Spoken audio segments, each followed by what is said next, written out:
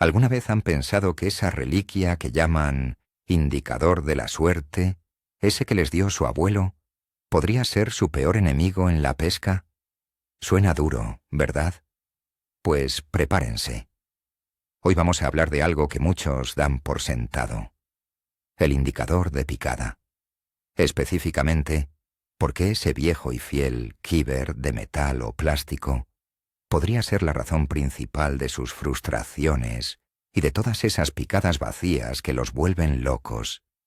Quédense conmigo, porque lo que voy a revelar podría cambiar por completo su forma de entender las picadas y, con suerte, multiplicar sus capturas. Les prometo que al final de este video mirarán la punta de su caña con otros ojos. Y les hago una pregunta para empezar, para que haya debate. ¿Creen de verdad que un indicador más rígido es mejor para sentir al pez? Escriban su opinión en los comentarios ahora mismo, antes de que destrocemos este y otros mitos. Vamos a ponernos en situación. La mayoría de nosotros aprendimos a pescar con las técnicas y los equipos que nos enseñaron nuestros padres o abuelos. Y hay un cierto romanticismo en eso, ¿no es así? Usar el mismo tipo de indicador que usaba el abuelo es como mantener viva una tradición. El problema es que la tradición, a veces, nos ciega. Durante años, hemos aceptado ciertas verdades sin cuestionarlas.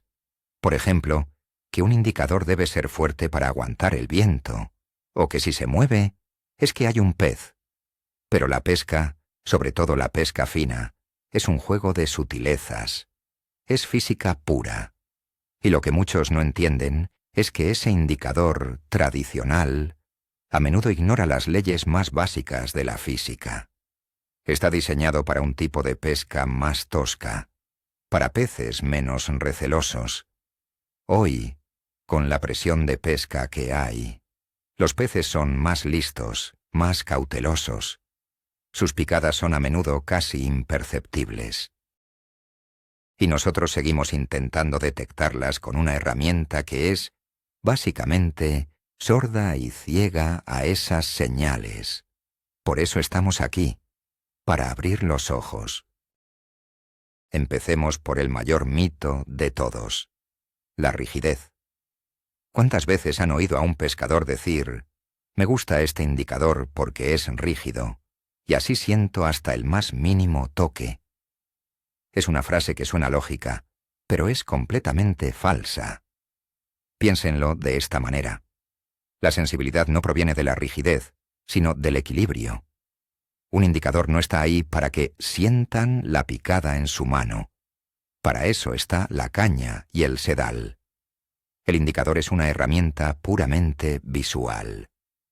Su única función es mostrarnos una desviación del estado de reposo. Si un indicador es demasiado rígido para el peso de la mormisca que usamos, actuará como un simple palo. Un pez pequeño, o uno que pique con sutileza, tendrá que ejercer una fuerza enorme para doblarlo o levantarlo. En la mayoría de los casos, el pez notará la resistencia antinatural y escupirá el cebo antes de que ustedes vean el más mínimo movimiento. La rigidez no es sensibilidad. Es una barrera que ponemos entre el pez y nuestra vista. Es un error fundamental que cometen miles de pescadores cada día en el hielo.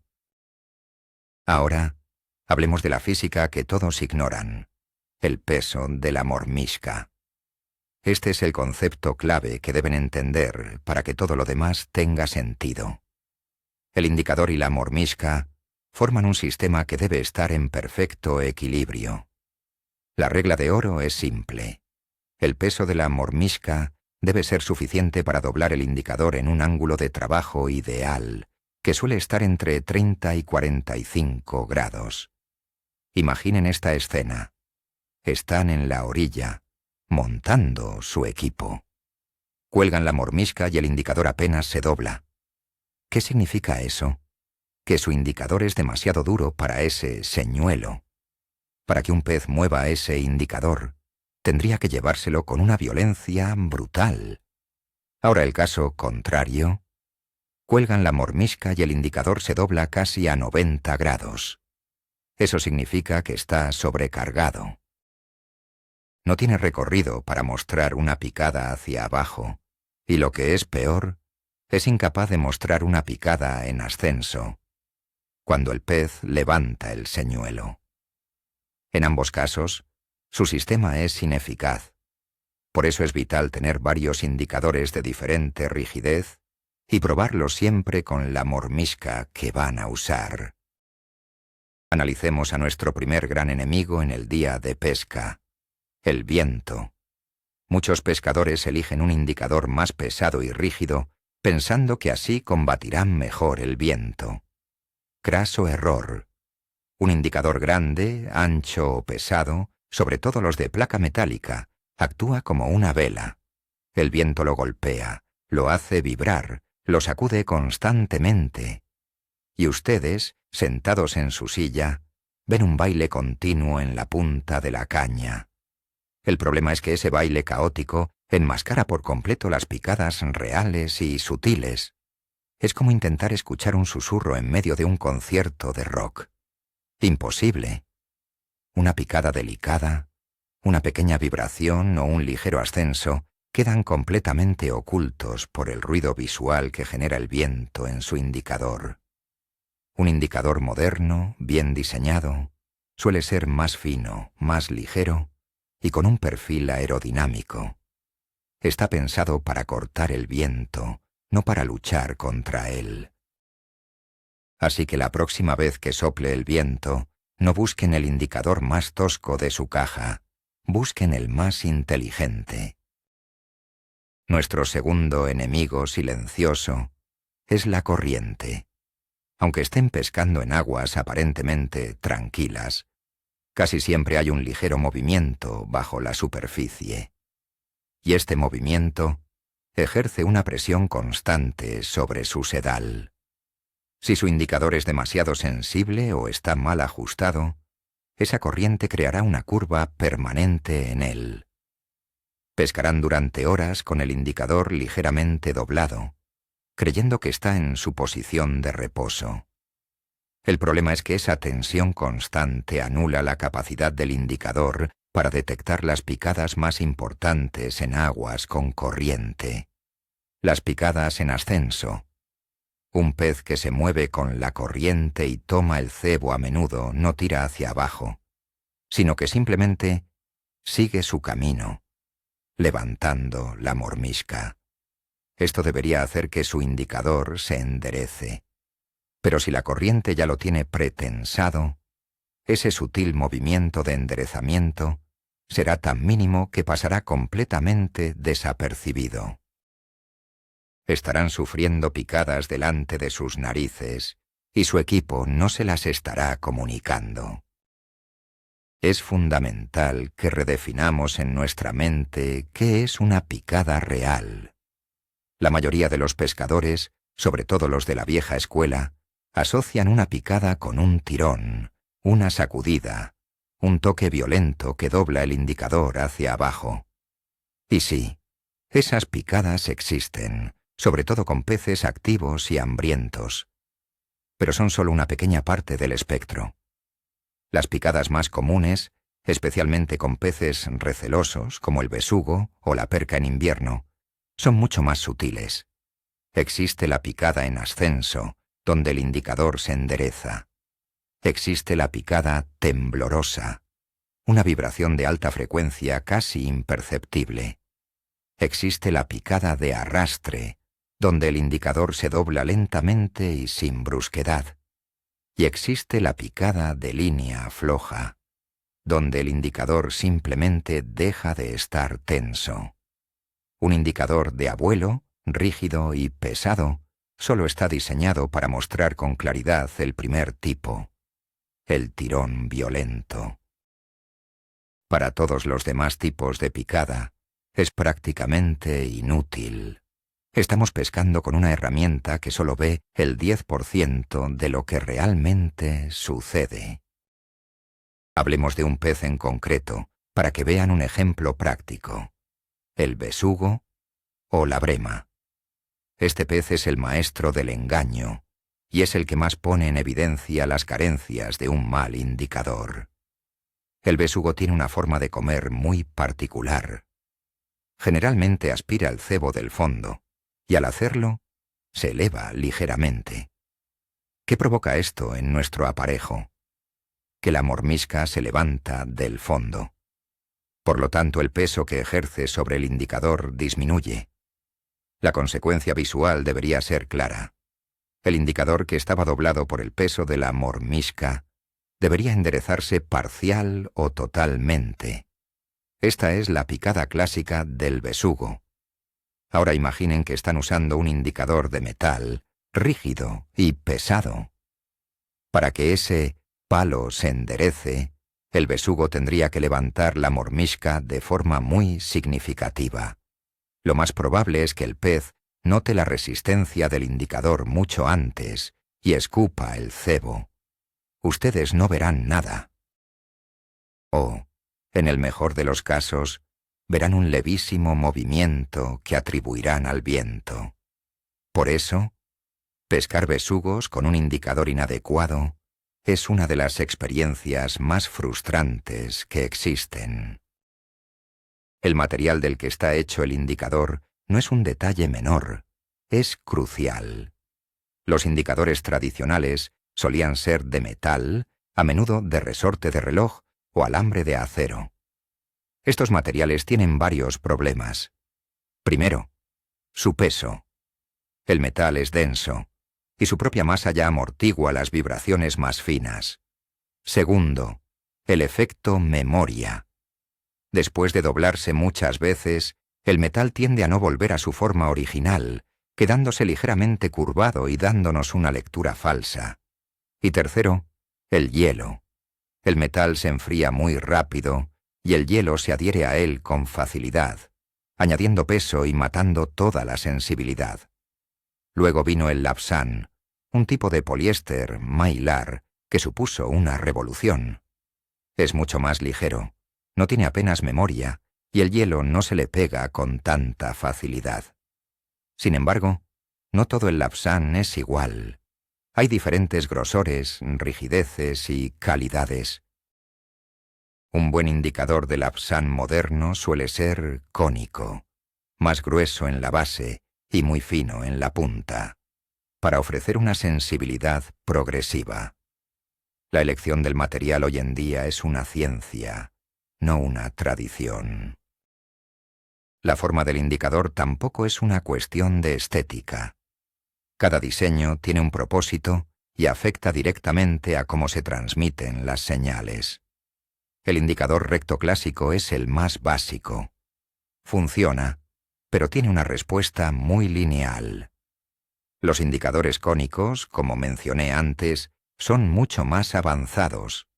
Al ser más anchos en la base y más finos en la punta, permiten que el indicador se doble de forma progresiva. Esto significa que pueden trabajar bien con un rango de pesos de mormisca un poco más amplio, y son excelentes para detectar tanto tirones como ascensos. Luego están los indicadores con un muelle en la base. Estos están diseñados para añadir una acción de amortiguación, y son especialmente útiles para un tipo de animación muy concreta de la mormisca. Elegir la forma incorrecta para su estilo de pesca es como usar un destornillador para clavar un clavo. Puede que funcione, pero no es la herramienta adecuada y los resultados serán mediocres. La forma debe complementar la acción que queremos dar al señuelo y el tipo de picada que esperamos. Un concepto que casi nadie tiene en cuenta es el ángulo de trabajo del indicador. No basta con que el indicador se doble. Debe hacerlo en el ángulo correcto. Como norma general, una vez que colgamos la mormisca y bajamos el aparejo al agua, el indicador debería quedar doblado en un ángulo de entre 30 y 45 grados con respecto a la horizontal de la caña. ¿Por qué este ángulo es tan importante? Porque es el punto de equilibrio perfecto. En esta posición, El indicador tiene suficiente recorrido hacia abajo para marcar un tirón claro, y también tiene suficiente recorrido hacia arriba para mostrar un ascenso. Si el ángulo es menor, por ejemplo, 10 grados, significa que el indicador es demasiado rígido y será insensible a las picadas sutiles. Si el ángulo es mucho mayor, digamos 70 grados, significa que está sobrecargado. Apenas podrá doblarse más hacia abajo, y lo que es peor, cualquier ascenso mínimo del pez será muy difícil de detectar visualmente. Conseguir ese ángulo de 30 a 45 grados es el primer paso para tener un sistema de detección calibrado y eficaz. Profundicemos en el problema de la sobrecarga. Imaginen el indicador como un muelle. Si lo estiramos hasta su límite, ya no puede estirarse más. Con el indicador de picada pasa exactamente lo mismo. Cuando usamos una mormisca demasiado pesada para un indicador demasiado blando, lo estamos llevando a su punto de máxima flexión. Visualmente, lo verán doblado en un ángulo muy pronunciado, casi vertical. En esta situación, el indicador ha perdido casi toda su capacidad para señalizar una picada hacia abajo. Un pez tendría que dar un tirón brutal para que notáramos una diferencia. Pero el problema más grave, y el que pasa desapercibido, es con las picadas en ascenso. Si el indicador ya está completamente doblado, un pez que levanta la mormisca solo conseguirá que el indicador pase de estar doblado a 90 grados a, quizás, 85. Es un cambio tan sutil que, con el frío, el viento y el cansancio, es prácticamente imposible de detectar. Un indicador sobrecargado es un indicador ciego a la mayoría de las picadas. Ahora, el problema opuesto, la subcarga. Este es el caso del indicador palo. Ocurre cuando combinamos una mormisca muy ligera con un indicador demasiado rígido. La mormisca, simplemente, no tiene peso suficiente para doblar el indicador y ponerlo en su ángulo de trabajo óptimo.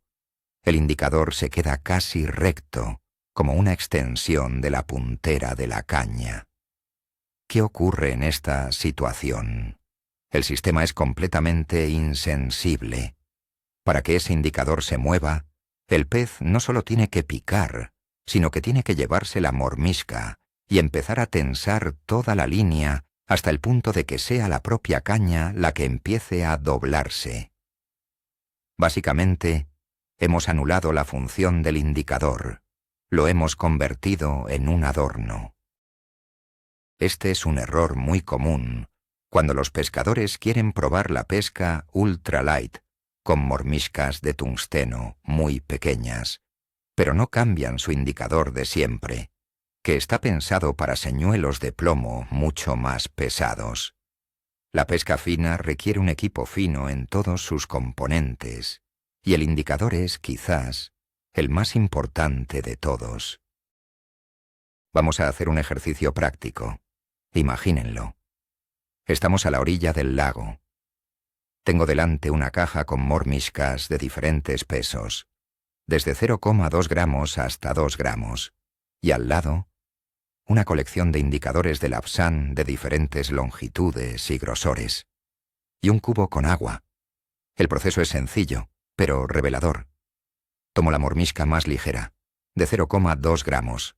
La monto en la línea. Ahora voy probando un indicador tras otro. El primero demasiado rígido, ni se inmuta. El segundo, igual. El tercero, uno muy fino y largo. Por fin se dobla en el ángulo perfecto. Unos 30 grados. Este es el indicador correcto para esta mormisca. Ahora cojo una más pesada, de 1 gramo. El indicador anterior se dobla por completo. Está sobrecargado.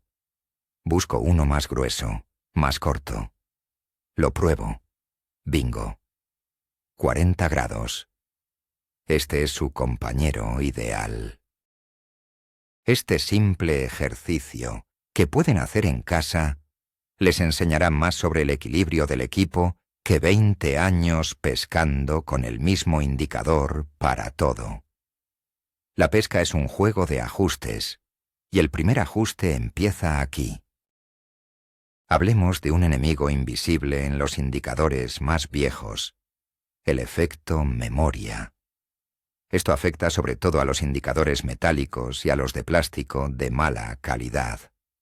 Después de muchas jornadas de pesca, de estar doblados durante horas en la misma posición, el material se vicia. Pierde su elasticidad y su capacidad para volver a una posición perfectamente recta. Se queda con una ligera curvatura permanente. ¿Cuál es el problema? Que esta curvatura nos engaña. Montamos nuestra mormisca y el indicador ya parte de una posición ligeramente doblada, incluso sin peso. Esto hace que sea muy difícil juzgar si el peso del señuelo lo está doblando correctamente. Pero lo peor es que afecta a la detección. Un indicador con memoria es menos reactivo.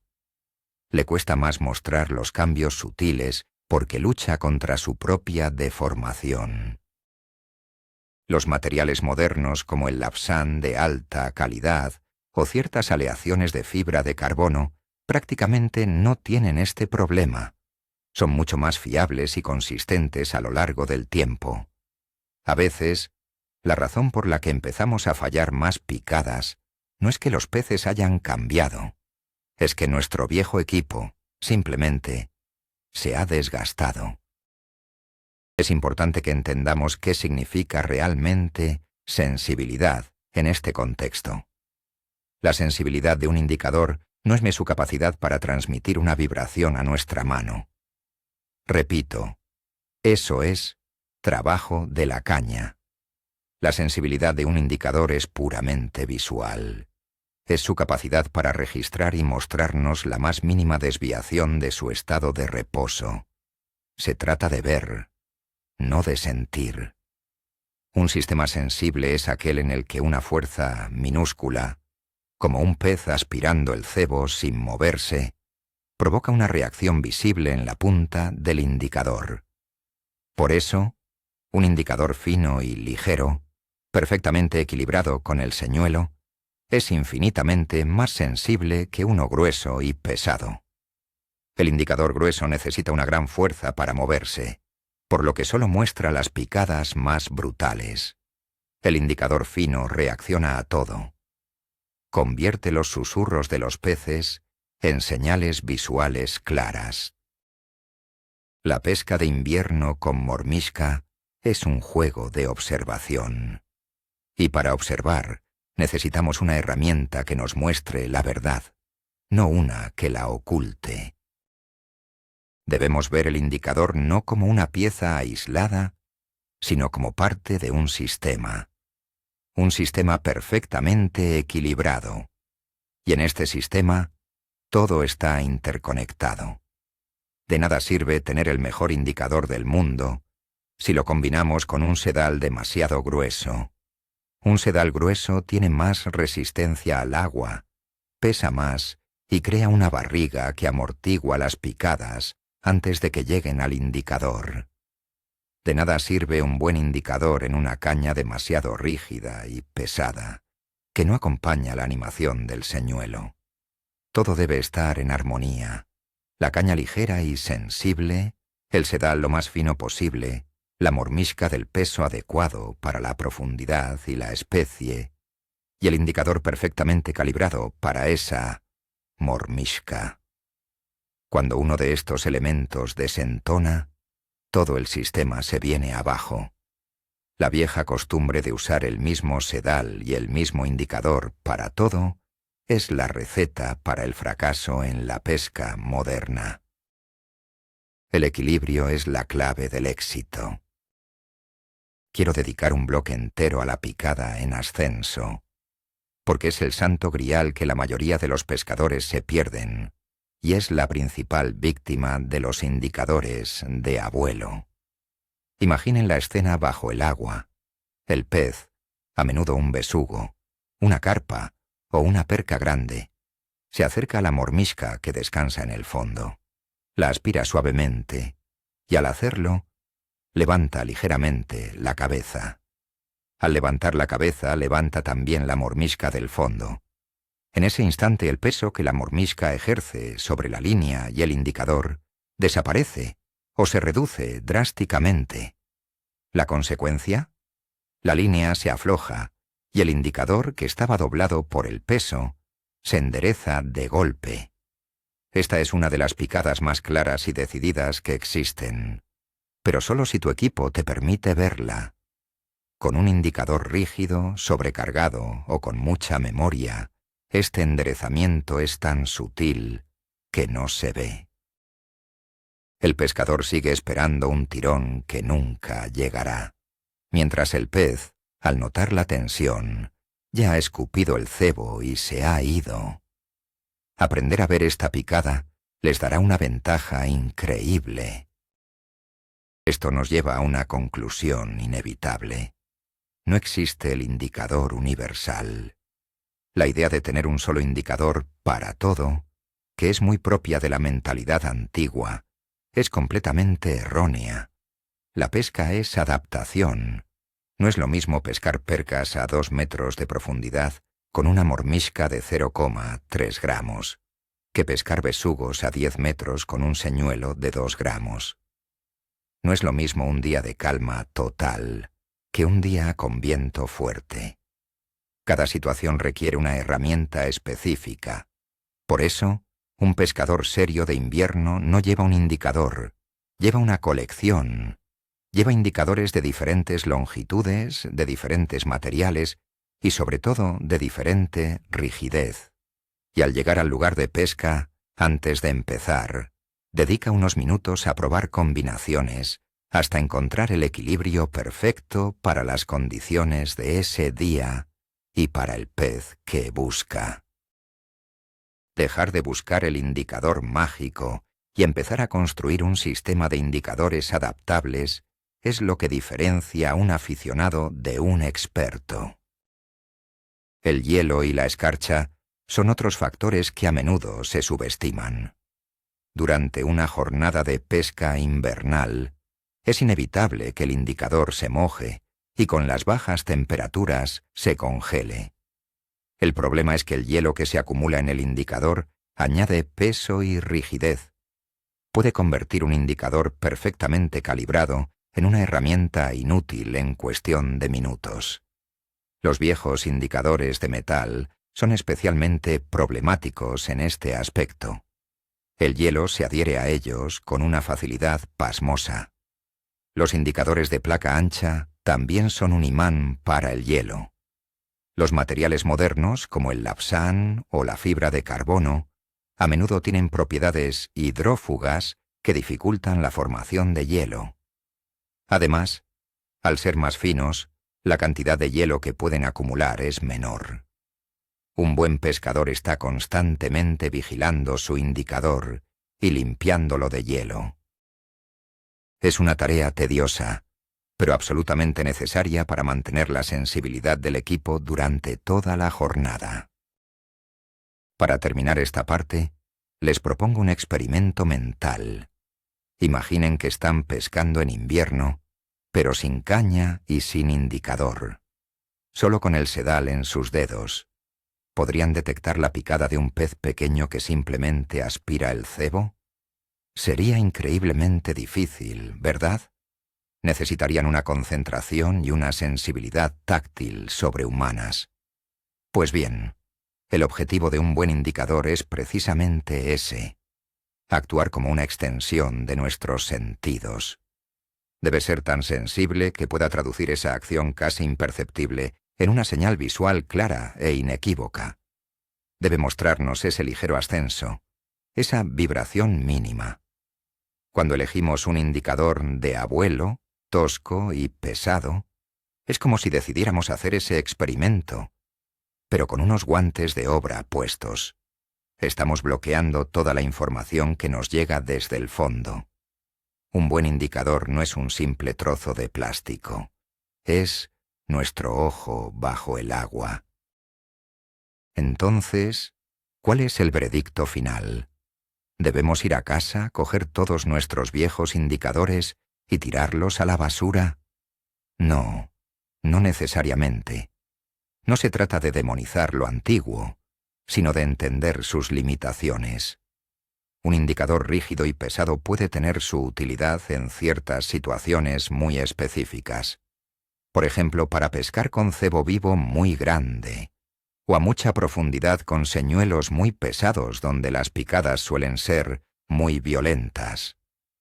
Pero para el 90% de las situaciones de pesca fina de invierno, para la pesca con mormisca que la mayoría practicamos, esos indicadores son una clara desventaja. Son una reliquia de una época en la que la pesca era diferente. La clave no es tirar, sino comprender.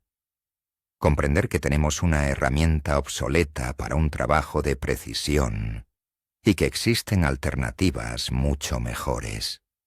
Se trata de evolucionar como pescadores y adaptar nuestras herramientas a los desafíos actuales. Así que, como hemos visto, ese indicador de picada que ha estado en su caja de pesca durante 20 años no es un amuleto de la suerte. Es una herramienta que, muy probablemente, ha estado trabajando en su contra. La gran revelación, el giro de guión, es que hemos estado buscando la señal equivocada.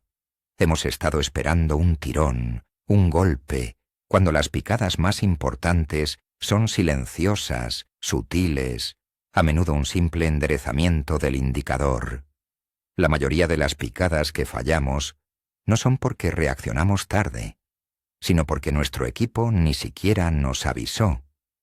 Dejamos de culpar a la suerte o a los peces que comen mal, y empezamos a asumir la responsabilidad de nuestro equipo. Entender esto puede cambiar radicalmente sus resultados.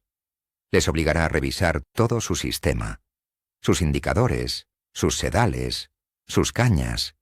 Y eso, amigos, es el camino para mejorar de verdad. Muchas gracias por acompañarme en este análisis profundo. Espero que les haya abierto los ojos. Si es así, y si quieren apoyar al canal, no olviden darle un buen me gusta a este video. Y lo más importante, suscríbanse para no perderse más secretos que los expertos no suelen contar. Y ahora, la pregunta final para el debate.